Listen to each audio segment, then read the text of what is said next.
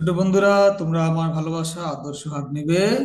আমরা আজকে 100 নম্বরের যারা পরীক্ষা দিচ্ছ, ক্লাস 5-এর 100 মার্কসের পুরো প্রশ্নটা একটা আমরা আলোচনা করব। দেখো, আমি যে প্রশ্ন তোমাকে দিয়েছি, তোমাদেরকে দেখো লেখা আছে final model test class 5 2025, marks 100, time 2 hours. টাইমটা হয়তো বা স্কুলে 3 ঘন্টা বা 2.5 ঘন্টা দিবে। Anyway, read the text and answer the questions, অর্থাৎ তোমাদেরকে যেটা প্যাসেজ দেওয়া থাকবে, এই প্যাসেজটা পড়তে হবে। এই প্যাসেজটা পড়ে তোমাদেরকে question number 1, question 2, question number 3, question number 4 answer করতে হবে, অর্থাৎ 4টা প্রশ্ন অ্যান্সার করতে হবে এই প্যাসেজটা পড়ে। Very interesting. তো এই প্যাসেজটা তোমরা অলরেডি অনেকবার পড়েছো, বাসা বাড়িতে, কোচিং এর স্কুলে, বাবা স্যারদের কাছে। তো এটা খুব বেশি কমন, সমস্যা নাই। আমি কিন্তু ইম্পর্টেন্ট প্যাসেজটা আলোচনা করছি। তবে 1 নম্বর আমাদের কি থাকবে? 1 নম্বরে থাকবে কি হচ্ছে আমাদের 5টা এমসিকিউ, তাই না? একটা প্রশ্ন দেওয়া থাকবে। এই প্রশ্ন থেকে তোমাকে এখানে 4টা অপশন দেওয়া থাকবে, যেমন ক্যাম্পোরি ইজ, ক্যাম্পোরিটা কি? মিটিং, নাকি gathering of all kinds of people, নাকি gathering of cubs from different parts of Bangladesh, নাকি gathering of all people from Sreemangal. এই যে অ্যান্সারটা তোমার মনে হয়, এই অ্যান্সারটা আমাদেরকে বসাতে হবে। কোথায় অ্যান্সার করবো, কিভাবে অ্যান্সার করবো, পরবর্তীতে আসতেছে। তারপরে 2 নম্বর, এভাবে 5টা আনসার করতে হবে আমাদের এমসিকিউ। 2 নম্বর কোয়েশ্চেন থাকবে হচ্ছে রিড দ্য ফলোইং স্টেটমেন্টস, অর্থাৎ এখানে ট্রু ফলস করতে হবে। অর্থাৎ এই যে বাক্যটা দেওয়া আছে, বলছে read the following statements, right true, অর্থাৎ এই বাক্যের শেষে আমাদেরকে এখানে বাক্যটা লিখে ট্রু লিখতে পারি, বা শুধু আমরা এ লিখে এখানে ট্রু লিখতে পারি। ঠিক আছে, যাই হোক। তো এভাবে করে করা, ট্রু অর ফলস হচ্ছে রাইট ট্রু। যদি সত্য হয় তাহলে স্টেটমেন্টের পাশে লিখবা ট্রু, আর যদি মিথ্যা হয় লিখতে হবে ফলস।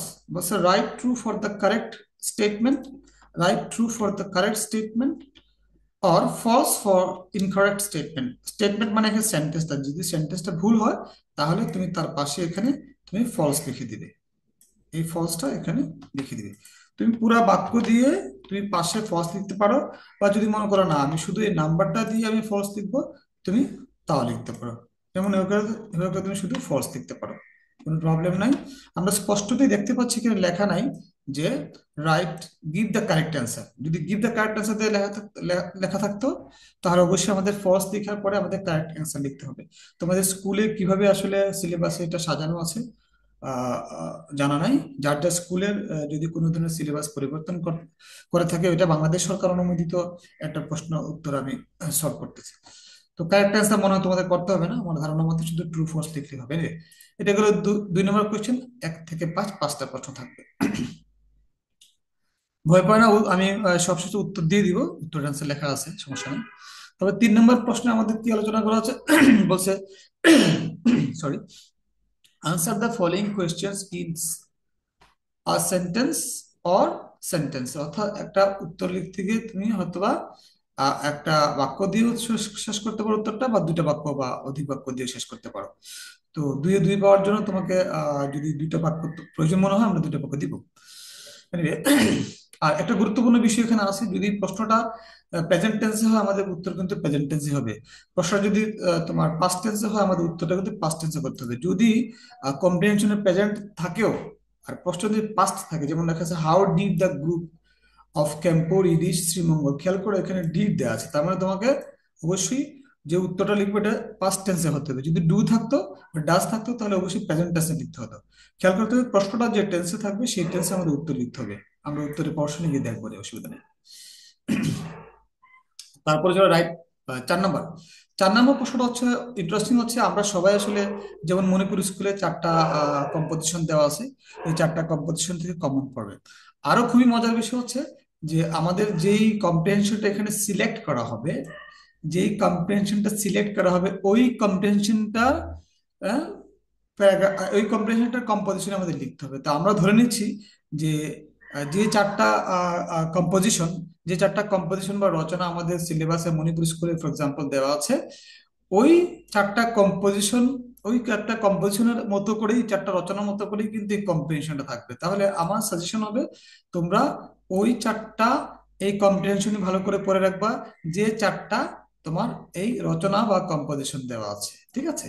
দেখো এখানে কাপ কম্পোরি উপরে দেওয়া আছে কম্পোজিশনটা, লেখা আছে write a short composition about how the camporee was arranged in Sreemangal by answering the given set of questions related to the text. অর্থাৎ টেক্সট এখানে যে কম্প্রিহেনশনটা দেওয়া আছে, এই কম্প্রিহেনশন রিলেটেড আমাদেরকে একটা রচনা লিখতে বলা হচ্ছে এখানে।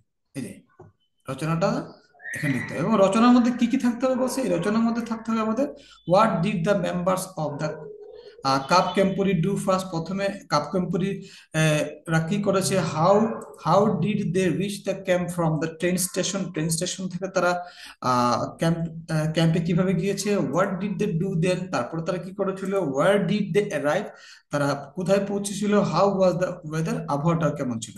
What did they do going to the camp, অর্থাৎ তারা ক্যাম্পে গিয়ে তারা কি করেছিল।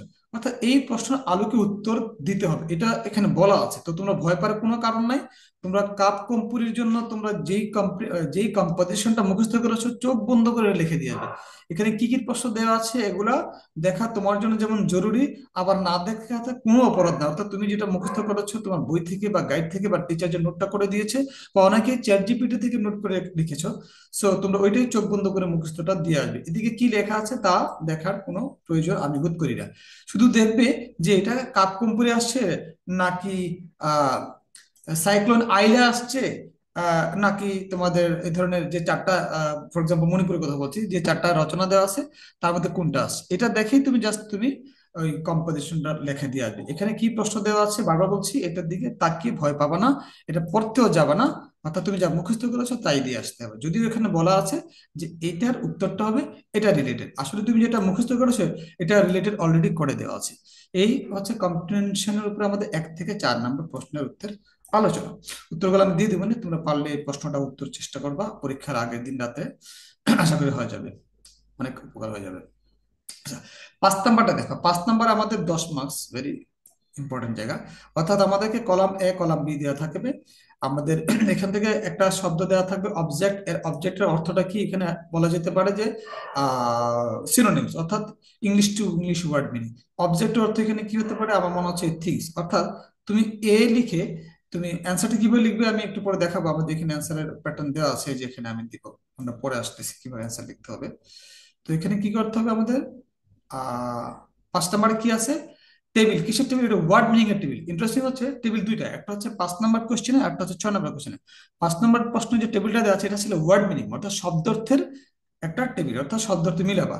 অর্থাৎ তুমি লিখতে পারো এ প্লাস এখানে 2 রোমান সংখ্যা 2 দিয়ে তুমি লিখতে পারো object is equal to things. আমি এটা দেখাচ্ছি, এখানে অ্যান্সারটা আমাদের এখানে লেখা আছে।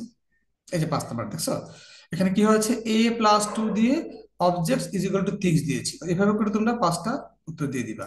আবার দেখো 6 নাম্বার প্রশ্ন অনুরূপভাবে তুমি ওই যে বাম দিকের যে কলামটা আছে, এই কলামটা প্লাস চার সাথে মিলে এটা লিখে দিয়ে অবশ্যই বাক্যটা এইভাবে লিখবা। পুরা বাক্যটা লিখবে, অবশ্যই ফুল স্টপ ইউজ করবা। পুরা কারণ এই দুইটা অংশ মিলে কিন্তু একটা বাক্য হবে, সো আমরা বাক্যটা অবশ্যই লিখতে হবে। অর্থাৎ a+5 লেখা আছে, b+1 লেখা আছে, এভাবে করে যেটা যেটা মিলবে দিয়ে তারপরে পূর্ণাঙ্গ যে বাক্যটা হবে ওই বাক্যটা আমরা এখানে লিখে দিব। আমি আবার যাচ্ছি উপরে প্রশ্নের মধ্যে। তাহলে কি বোঝা গেল যে কোশ্চেন নাম্বার 5টা যে টেবিলটা এটা হচ্ছে আসলে কিসের টেবিল, শব্দার্থের টেবিল। 6 নম্বর টেবিলটা হচ্ছে আমাদের বাক্য তৈরি মিলাতে হবে। যেমন এখানে লেখা আছে দ্য ট্রিপ ওয়াজ প্ল্যান্ড, দিয়ে তোমার সাথে কোনটা মিলে দেখো। The trip was plan, the museum at 10 AM মিলে না। The trip was planned warmly মিলে না। The trip was planned as a quick tour মিলে না, অর্থটা দেখবে মিলবে না। তারপরে the trip was planned as waiting for the students মিলে না।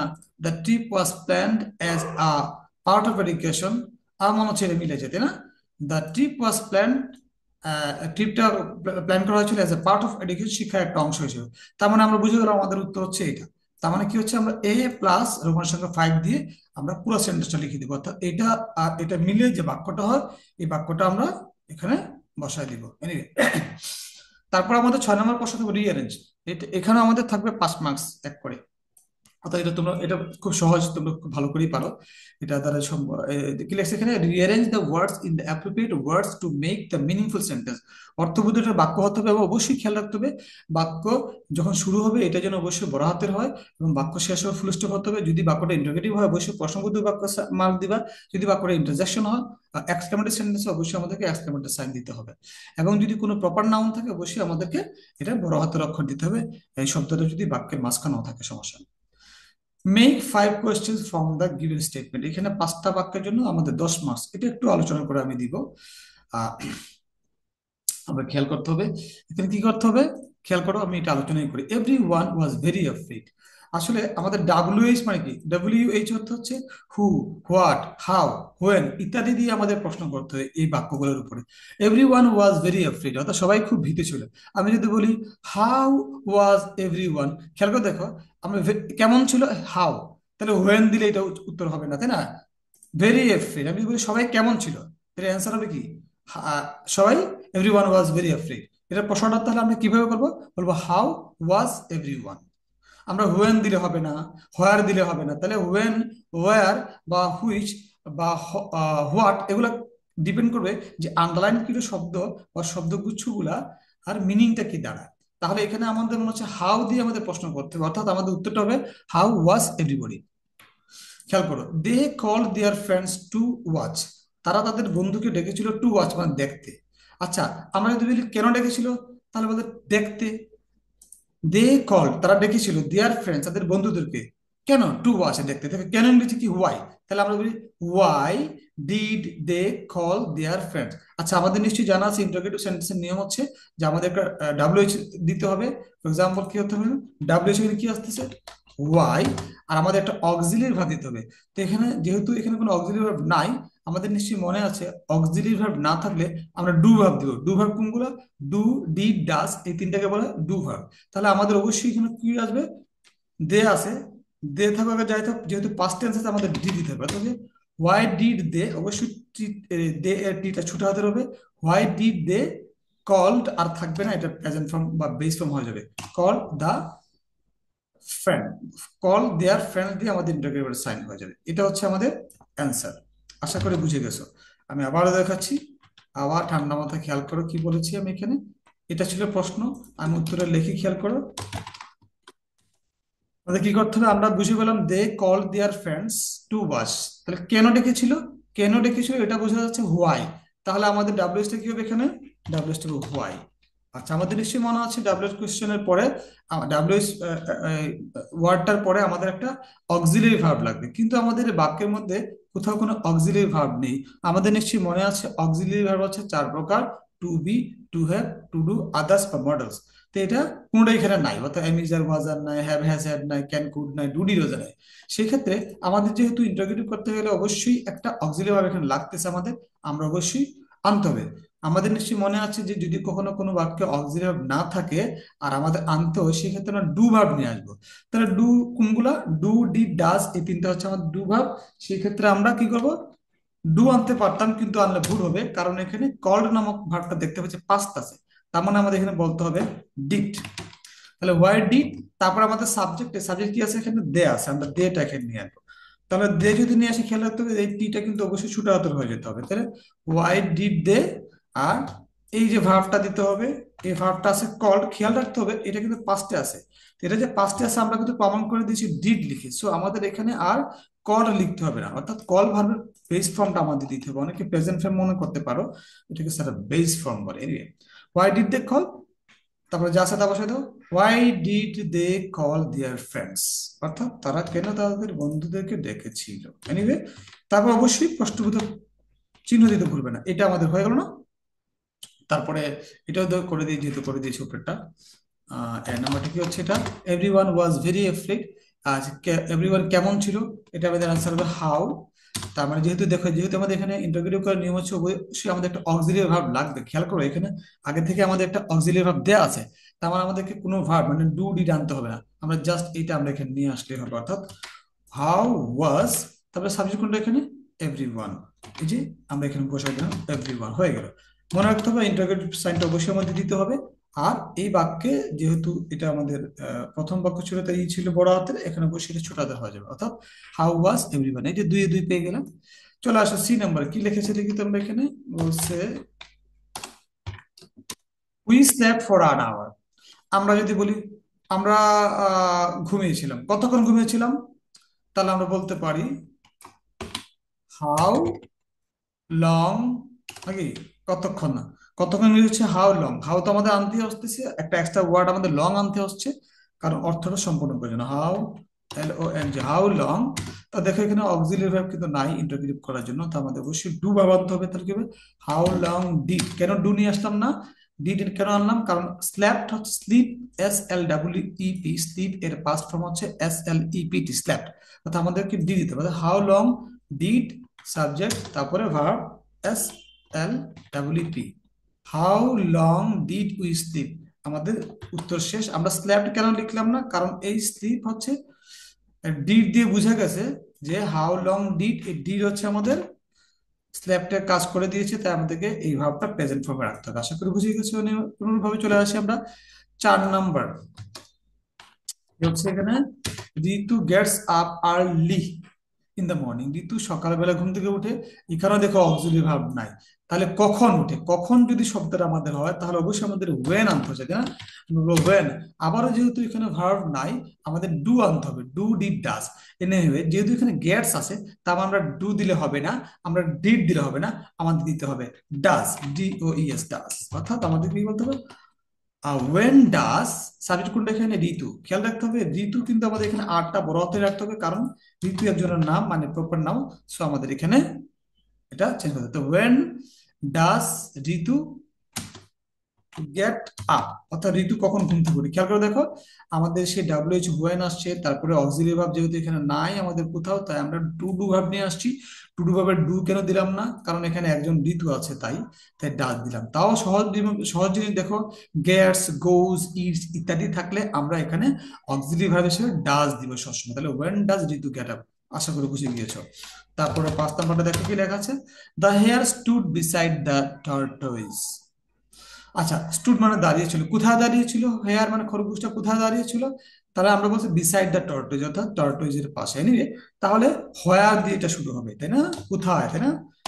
তাহলে হোয়ার, আবারও দেখো এখানে একে কোনো অক্সিলারি ভার্ব নাই, তার মানে অবশ্যই আমাদের ডু ডিড ডাজ আনতে হবে। যেহেতু এখানে ভার্বটা পাস্ট আছে, তাহলে অবশ্যই চোখ বন্ধ করে আমরা ডিড নেব। তাহলে কি হলো, হোয়ার ডিড, তাহলে সাবজেক্ট কোনটা এখানে, দ্য হেয়ার। তাহলে where did the hare stand. Stood হচ্ছে তোমার স্ট্যান্ড ভার্বের পাস্ট ফর্ম, তাই আমাদের এখানে স্টুড দিলে ভুল হবে, আমাদের লিখতে হবে S T A N D, stand. হয়েগুলো কাজ। তাহলে কি হলো answer, where did the hare stand. এখানে টিটা অবশ্যই ছোট হাতের হতে হবে।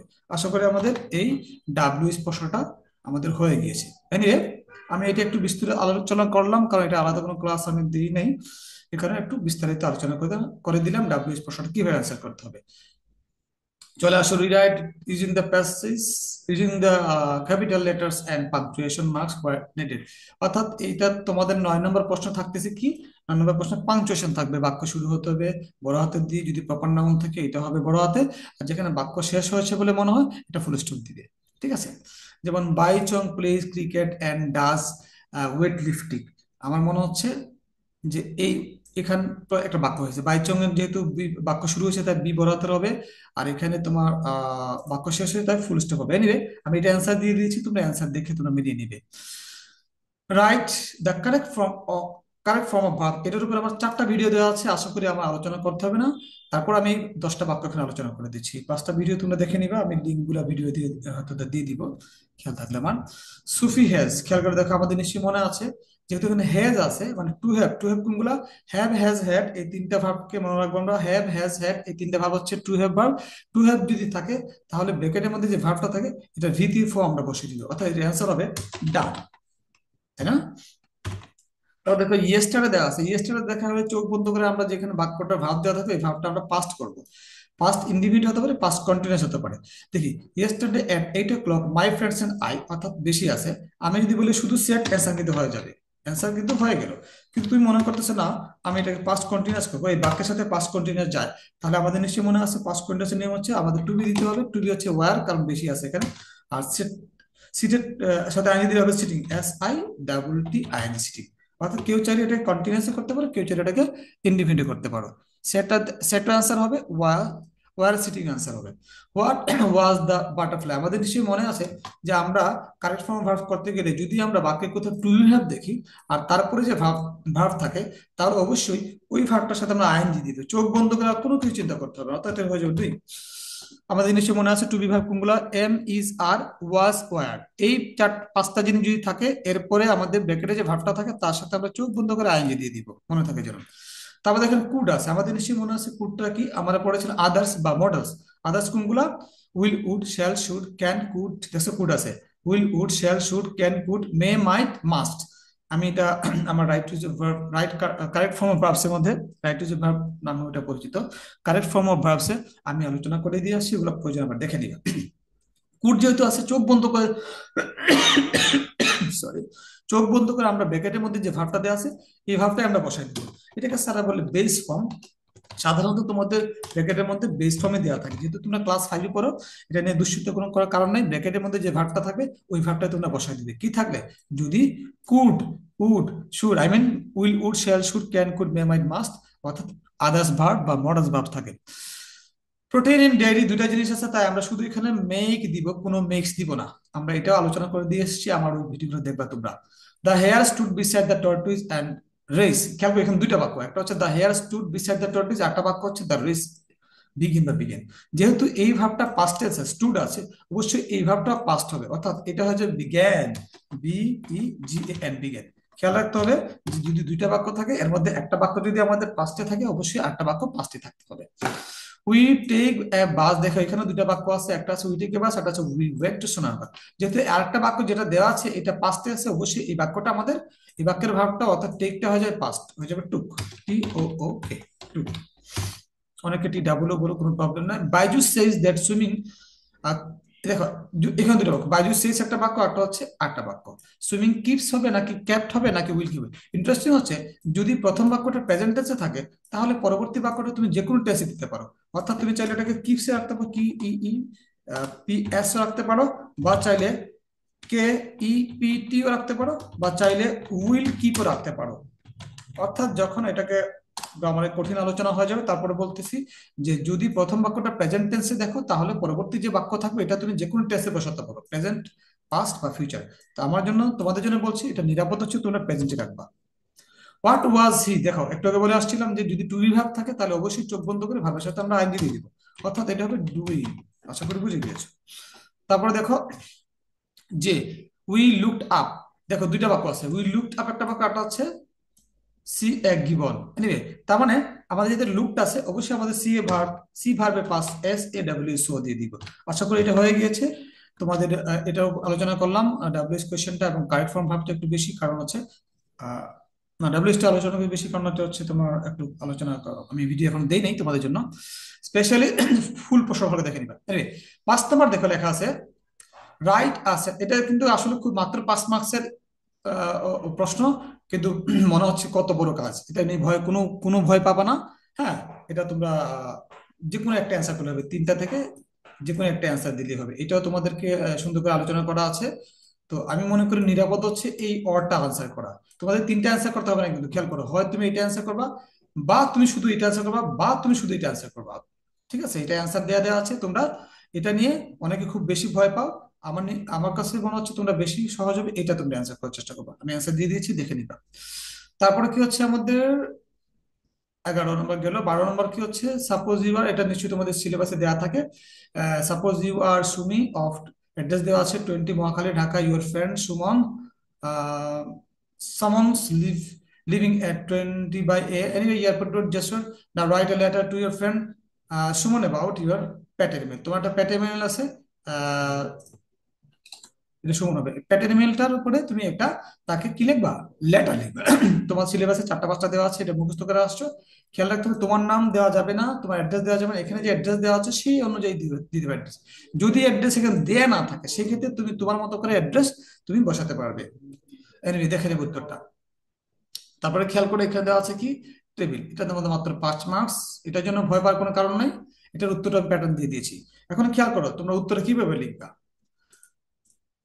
উত্তরটা পরীক্ষা খাতায় তোমরা অবশ্যই অনেকে এই জিনিসটা করো কি, লেখো কোশ্চেন ওয়ান অ্যান্সার লিখে ফেলো, এটা করবে না। হ্যাঁ, দেখো কত সুন্দর করে লেখা আছে, answer to the answer to the question number one, ঠিক এভাবে স্পষ্ট করে লিখবা। ঠিক আছে, অনেকে শর্ট ফর্ম লেখে, অ্যান্সার দিলে এখানে ডট দিতে হবে, অ্যান্সার তারপর টু লিখবা, তারপরে শুধু কিউ, কিউ যদি দাও তাহলে শুধু এইভাবে কিউ ডট লিখবা, বা মনে করেন আমি কিউ ইউএস দেবো, কিউ ইউএস টাও দিয়ে ডট দিতে হবে। তাহলে কি হলো, answer to the question number one, তুমি এইভাবে লিখতে পারো বা এভাবে লিখতে পারো। অর্থাৎ আমার মনে হচ্ছে তোমরা ঠিক এভাবে লিখলে ভালো হবে, অর্থাৎ answer to the question number one পুরোপুরি এভাবে লিখলে সুন্দর হবে। এবং খেয়াল রাখবে, এটা যদি তোমরা নীল কলমের কালি দিয়ে লিখো, নীল কালির কলম দিয়ে লিখো, বেশি সুন্দর হবে, অ্যাট্রাকটিভ হবে। আর এবং এই যে নাম্বারগুলো দেওয়া আছে এগুলো তোমরা নীল কালির কলম দিয়ে লিখবে, আর উত্তরগুলো তোমরা কালো কালির কলম দিয়ে লিখবে, দেখতে সুন্দর হবে।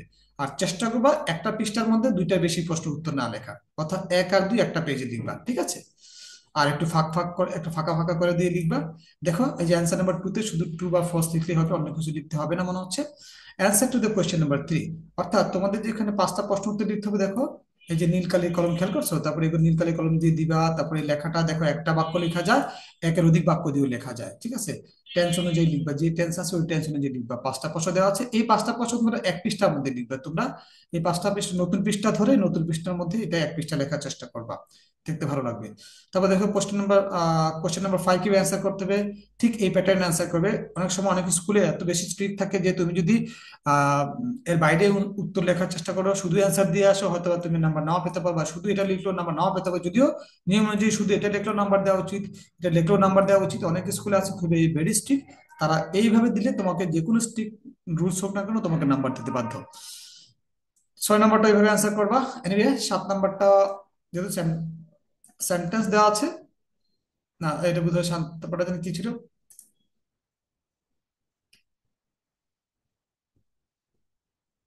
ও, সাত নম্বর রিয়ারেঞ্জ ছিল। হ্যাঁ, রিয়ারেঞ্জের অ্যান্সারটা তোমরা এভাবে করবা। ঠিক আছে, এভাবে সুন্দর করে উত্তর দিতে খেয়াল রাখতে হবে। রিয়ারেঞ্জের সময় বাক্য শুরু হবে বড় বড় হাতের অক্ষর দিয়ে, শেষ হবে অবশ্যই তোমার একটা ফুল স্টপ দিয়ে। যদি এটা ইন্টারোগেটিভ হয় ইন্টারোগেটিভ সাইন দিতে হবে, দেখো এখানে একটা এক্সক্লেমেটর সাইন দিতে হবে, একটা এক্সক্লেমেটর সাইন আছে এবং একটা কমা ও এর পরে আছে। যদি ইন্টারোগেটিভ থাকতো ইন্টারোগেটিভ সাইন দিতে হবে। আট নাম্বারটা আমরা পেরে গিয়েছি, ডাব্লিউএস কোয়েশ্চেন ছিল, নিশ্চয়ই আমরা আলোচনা করে আসছি এটা। তারপরে ছিল এটা পাংচুয়েশন, ভালো করে খেয়াল করো। আমি সবই, তোমরা এই কাজটা করতে পারো।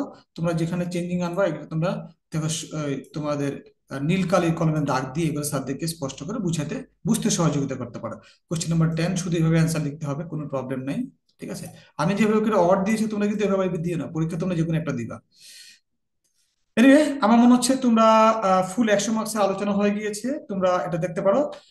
যারা অভিভাবকরা আসছেন ভিডিওর মধ্যে, আপনাদের সবার জন্য বলছি, আমি ক্লাস 5 থেকে শুরু করে 6, 7, 8, 9, 10 কলেজ সব প্রত্যেক ক্লাসে আমার অফলাইন এবং অনলাইন আমার আমার কোর্স আছে। আমি 1-to-1 ক্লাসও আমি অনলাইনে করাই, এবং আমার কোচিং সেন্টার আছে রূপনগরে, রূপনগর 12 নম্বর রোড, আবাসিক এলাকা, 4 নম্বর বাড়ি, রূপনগর মণিপুর স্কুলের পাশেই। আবার আজিমপুরে আমার ব্রাঞ্চ আছে, এবং রূপনগর, সরি, মণিপুর মূল ব্রাঞ্চের পাশে আমার ব্রাঞ্চ আছে। আমি 3 জায়গায় পড়াই এবং অনলাইনে ক্লাস করে। আপনারা আমার সাথে যোগাযোগ করতে পারেন, 0197515068 এই নাম্বারটা হচ্ছে আমার হোয়াটসঅ্যাপ নাম্বার। আপনারা চাইলে আমার হোয়াটসঅ্যাপ নাম্বারে আমার সাথে যোগাযোগ করতে পারেন। আমি শুধু স্পেশালি গ্রামারও পড়াই, গ্রামার কোর্স আমার অফলাইনেও আছে অনলাইনেও আছে। আর যারা, যদি ক্লাসটাতে আপনাদের বাচ্চাদের কোনো উপকার হয়ে থাকে, প্লিজ আপনারা বাচ্চাদের জন্য আমার এই চ্যানেলটা সাবস্ক্রাইব করে রাখবেন। এবং কিভাবে সহযোগিতা করতে পারি আপনাদেরকে, আপনারা আমাকে কমেন্টসের মধ্যে জানাবেন। আশা করি ভিডিওটা ভালো লেগেছে। কোনো ভুলভ্রান্তি হলে আমাকে ক্ষমা সুন্দর দৃষ্টিতে দেখবেন, গার্ডিয়ানও স্পেশালি। ছোট বন্ধুরা, তোমাদের সবাইকে আমার পক্ষ থেকে আবারও শুভেচ্ছা। তুমি ভালো থাকবে, ভালো করে পরীক্ষা দিবে। আসসালামু আলাইকুম, সবাই ভালো থাকবে। অবশ্যই তোমরা ভালো করে পরীক্ষা দিবে, আমার নিয়মগুলো ভালো করে ফলো করলে আশা করি তোমরা 100-তে 100 পেতে পারো, কোনো সন্দেহ নাই। থ্যাংক ইউ ভেরি মাচ, সবাই ভালো থাকবে। আসসালামু আলাইকুম।